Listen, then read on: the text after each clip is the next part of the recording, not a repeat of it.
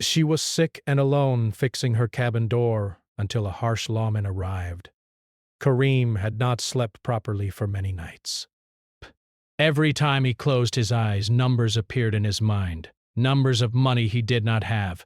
Back, numbers that kept growing in his thoughts like a shadow that would not leave him alone. The small room he shared with his sick father felt smaller every day. The walls were thin, the fan made weak noise, and the air always felt heavy. Kareem would sit on a wooden chair at night, listening to his father's slow breathing, wondering how life had brought them here. Only a few months ago, life had been simple. Kareem worked at a small repair shop, fixing broken machines and doing odd jobs. The pay was not great, but it was enough for food, rent, and simple needs. His father, though old and weak, would sit outside in the evening, greeting neighbors and smiling at children passing by. Their life was not rich, but it had peace. At first, Kareem thought it was just weakness from age. But one night his father collapsed, unable to stand. The neighbors helped take him to a small clinic. The doctor looked serious and said treatment was needed fast. The cost was more than Kareem had ever saved. Kareem felt his heart drop. He stood there, holding his father's hand, feeling helpless. That was the first time Kareem went to the local lender. The lender's office was in an old building at the edge of the market. The paint on the walls was peeling, and the windows were dusty. Everyone in the area knew about this man. Some said he helped people in need. Others said his help always came with a heavy price. Kareem did not want to go there, but he had no other choice. When your father's life is on the line, fear becomes smaller than love. The lender sat behind a big desk. He wore clean clothes and had a calm face, but his eyes were cold. He listened to Kareem's story without much emotion. Then he named an amount of money and explained the rules. Base. The interest was high. The time was short. But Kareem felt uncomfortable. But he nodded. He signed the papers with shaking hands. In his heart, he believed he would find extra work and pay everything back soon. At first, things went well. Kareem worked longer hours. He took side jobs. He fixed fans, radios, and even helped carry goods in the market for extra money. He barely slept, but every day he felt proud when he brought medicine home for his father. His father slowly improved. He could sit up again. He could talk more. Sometimes he would look at Kareem with tired eyes and say, "You are doing too much for me, my son." Kareem would smile and say, "You are my father. That is enough reason." But life is not always kind. The repair shop owner closed the business because of low sales. Kareem suddenly lost his main job. Side jobs were not enough. The lender's payment dates came closer. The interest made the amount bigger. Every time Kareem counted his money, it felt like trying to fill a bucket with a hole in it. He tried to stay strong, but stress changed him. His face looked older. His shoulders felt heavier. He stopped sleeping well again. At night, he would sit quietly, listening to the fan, thinking of ways to fix his problems. Sometimes he blamed himself. Sometimes he blamed life. But deep inside, he knew one thing clearly. He could not let his father suffer again. Then one morning, a message came. A man from the lender's office came to their door and told Kareem that he must come to the office that day. There was no friendly tone in his voice. It sounded like an order, not a request. Bow. Kareem felt his chest tighten. He knew what it meant. The debt had grown too big. The lender wanted answers. Kareem walked to the office under the hot sun. The market was noisy, but to him, Everything felt distant. His mind was full of fear and questions. What would he say? What could he promise? He had already promised many times. When he entered the office, the same cold air welcomed him. The lender was sitting behind the desk, looking at papers. He did not look up right away. That silence made Kareem more nervous than angry words would have. Brownie. Finally, the lender raised his head and looked at Kareem. His face was calm, but there was no kindness in his eyes. You are late on payments, the lender said. Kareem swallowed and nodded. I know. I lost my job. But I am trying. Please, give me some time, begged. I will find work again. The lender leaned back in his chair. Psh. Everyone says that, he replied. Time is money. Your debt is growing. Kareem felt sweat on his forehead. He spoke faster, afraid of the silence. My father was sick. I borrowed to save him. I am not running away. I am here. I just need a chance. The lender looked at him for a long moment. The room felt smaller. The walls felt closer. Kareem could hear his own heartbeat. You should have thought of that before signing, the lender said coldly. I am not a charity. Kareem clenched his fists. He wanted to shout. He wanted to explain how hard he had worked, how many nights he had gone without sleep. But he knew shouting would not help. He forced himself to stay calm. I am not asking for free money, Kareem said quietly. I am asking for a fair chance. I will work. I will pay. The lender stood up and walked to the window. He looked outside for a moment, then turned back. Your debt is too big now, he said. Cash is no longer enough for easy solutions.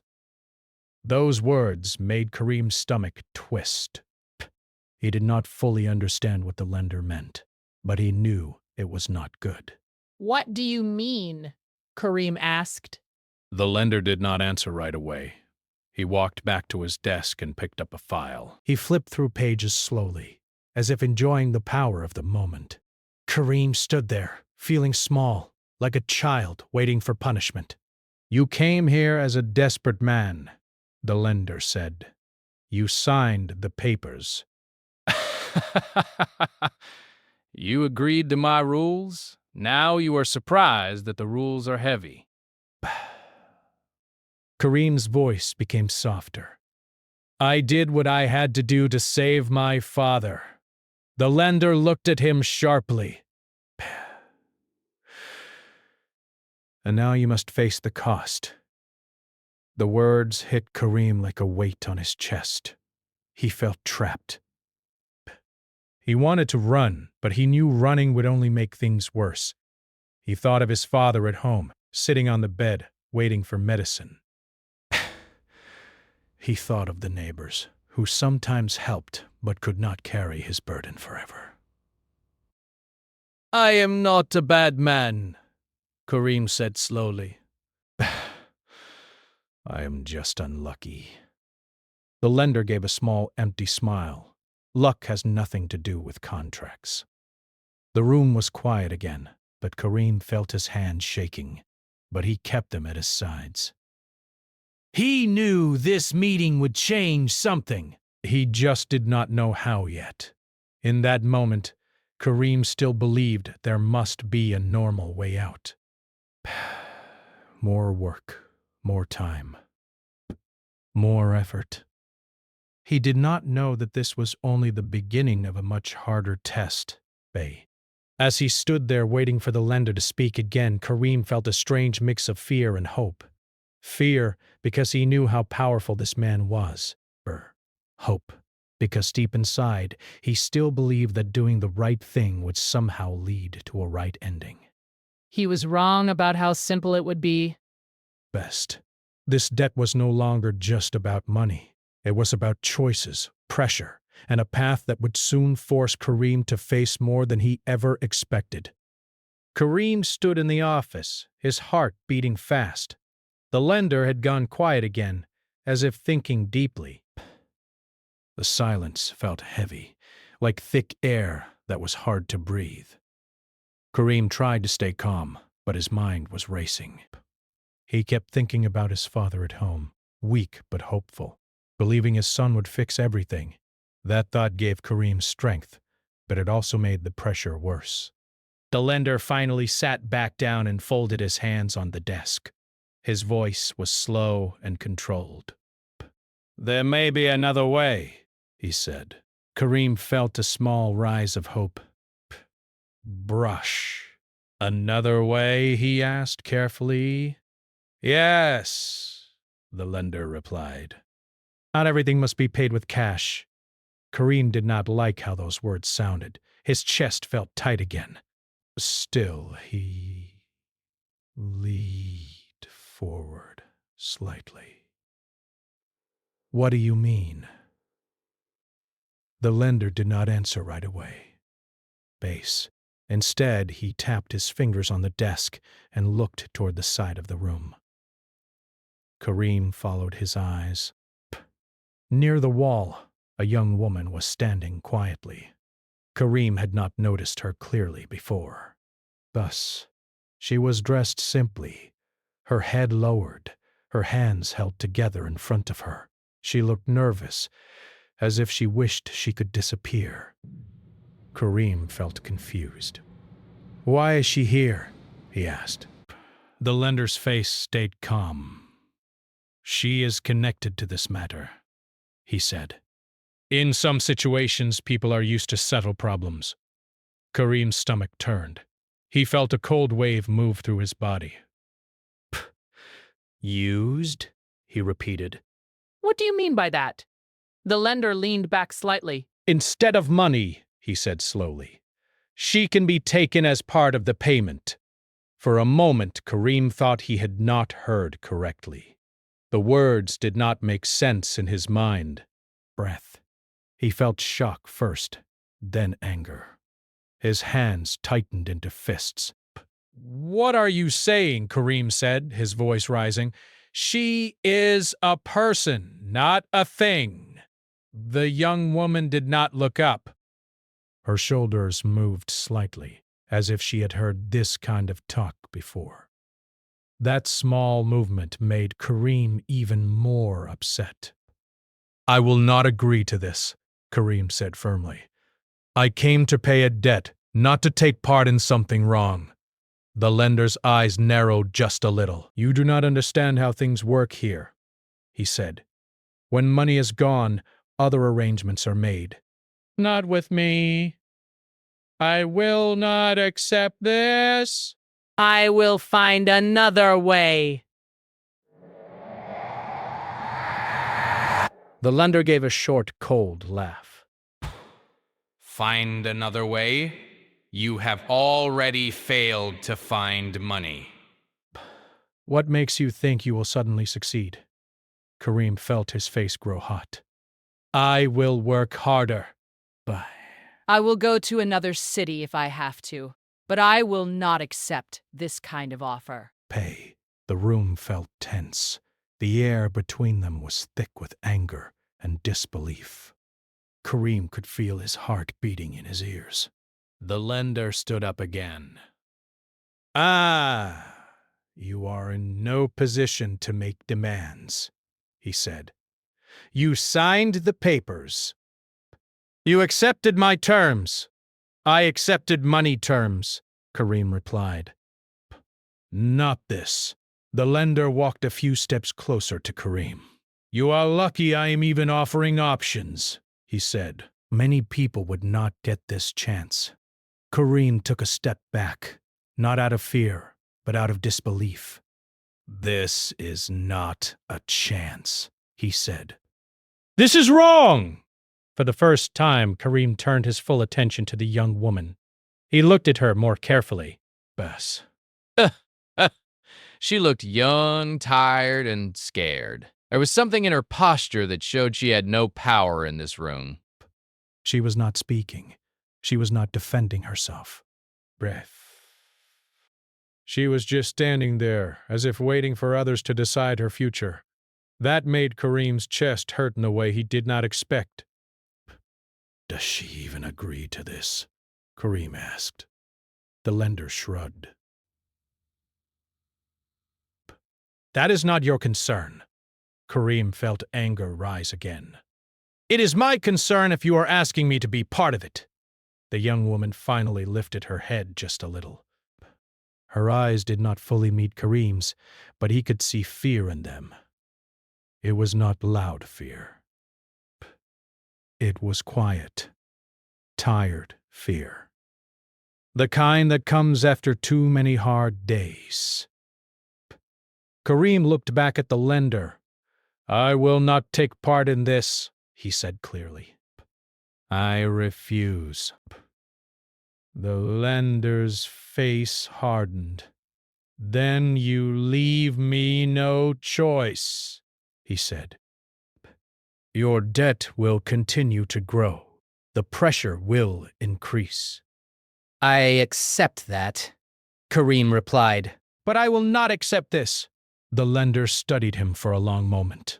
It was clear he was not used to people refusing him. Most people in Kareem's position begged, cried, or agreed to things they did not like. Kareem was standing his ground, even though it scared him. You think you are being brave, the lender said. But bravery does not pay debts. Kareem answered softly. Maybe not. But some things are worth more than money.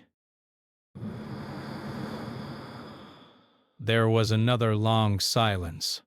The young woman stood still, as if afraid to breathe too loudly. Kareem could feel the weight of the moment on all of them. Finally, Kareem took a step toward the door. I will not agree, he said again. If you want to threaten me, do it. But I will not be part of this. His hand touched the door handle. His heart was beating fast. He did not know what would happen next. He only knew that staying silent would make him part of something he could not live with. As he stood there, ready to leave, Kareem felt a strange mix of fear and strength. Fear, because he was walking into more trouble. Strength, because for once he had not let pressure change what he believed was right. Behind him, the lender's voice came again, calm but sharp. Think carefully, he said. Once you walk out, things will not be easy for you. Best. He did think. He thought of his father. He thought of long nights of work. He thought of the young woman standing quietly, waiting for others to decide her life. Then he opened the door. I am already living a hard life, Kareem said. But I will not make it harder by losing myself. He stepped out into the bright light of the street. The noise of the market hit his ears. People were talking, buying, selling, living normal lives. For a moment, Kareem felt like he was in a different world. Inside the office, dark choices were being discussed. Outside, life went on. As he walked away, his legs felt heavy, but his heart felt clear. He did not know how he would fix his debt. He did not know how much worse things could get. But he knew one thing for sure. He had said no. And sometimes saying no is the first step toward a much bigger change, even if that change brings new problems with it. Kareem did not know yet that this refusal, this single strong decision, was about to pull him into a story much bigger than money alone. Kareem walked away from the lender's office. but his mind stayed behind. Every step felt heavy, as if the ground itself was trying to slow him down. The noise of the market surrounded him, but he barely noticed it. People were laughing, arguing over prices, calling out to customers. Life was moving as normal for everyone else, but for Kareem, everything felt different. He kept thinking about the young woman. He did not even know her name, but her face stayed in his mind, not because of beauty or anything dramatic, but because of the quiet fear in her eyes. Bay. It was a kind of look that said she had been carrying too much for too long. Kareem tried to push the image away, telling himself he had done what he could. He had refused. He had stood his ground. That should have been the end of it, but it was not. When Kareem reached home, he found his father sitting on the bed, coughing lightly. The room smelled of medicine and weak tea. Kareem forced a smile and greeted him, hiding the storm inside his heart. "Did you go to the office?" his father asked. "Yes," Kareem replied. "We talked." His father looked at his face carefully. And Kareem hesitated. He did not want to worry his father. The old man had enough pain already. "It will take time," Kareem said. "But I will manage." His father nodded slowly, trusting his son the way fathers often do, even when they are afraid. "I believe in you," he said softly. Those words made Kareem's chest feel tight. Belief is a heavy gift when you are not sure you can carry it. That night, Kareem could not sleep. He lay on his thin mattress, staring at the ceiling. Ba. The fan turned slowly, making a soft, repeating sound. In his mind, he saw the office again. Pay. The desk. The cold eyes of the lender. The young woman standing quietly near the wall. He kept asking himself the same question. Why was she there? He knew the answer was not simple. People do not end up in places like that without a long story behind them. He wondered if she had family. If someone was waiting for her at home the way his father waited for him. The thought made him feel uneasy. The next day, Kareem went out early to look for work. He walked from shop to shop asking if anyone needed help. Some people said no. Some said maybe later. A few offered small jobs that paid very little. Kareem accepted everything. But, carrying boxes, cleaning storage rooms, fixing small machines. His body ached, but he kept going. All the while, his mind kept returning to the same place. The office. He told himself not to go back. It was dangerous. The lender had power. Going back would only bring more pressure. But something inside him would not stay quiet. It was not just about the debt anymore. It was about that look in the young woman's eyes. In the afternoon, while resting for a moment near a tea stall, Kareem overheard two men talking. They were speaking about people who get trapped in debt and how their lives slowly get controlled by others. Kareem did not join the conversation, but every word felt close to his own situation. Bah. He finished his tea and stood up. His hands were shaking slightly, not from weakness, but from a decision forming in his heart. He turned his steps back toward the lender's office. As he walked, his mind argued with itself. What are you doing? You already refused. Psst. You have no power there. You will only make things worse. But another voice inside him answered. If you walk away now, You will always remember that you left someone behind. When Kareem reached the building, he stood outside for a long moment. The same old walls, the same dusty windows. From the outside, it looked like any other office. No sign showed what kind of decisions were made inside. He took a deep breath and went in. The lender looked surprised to see him again. You came back, he said. Kareem nodded. Bet. I have something to say. The lender gestured for him to speak. I am not here to accept your offer, Kareem said. I am here because I cannot stop thinking about it. The lender raised an eyebrow. Thinking does not change contracts. I know, Kareem replied, but people are not contracts. The lender leaned back in his chair. You care too much, he said, brassed. That is why you are in trouble? Kareem did not deny it.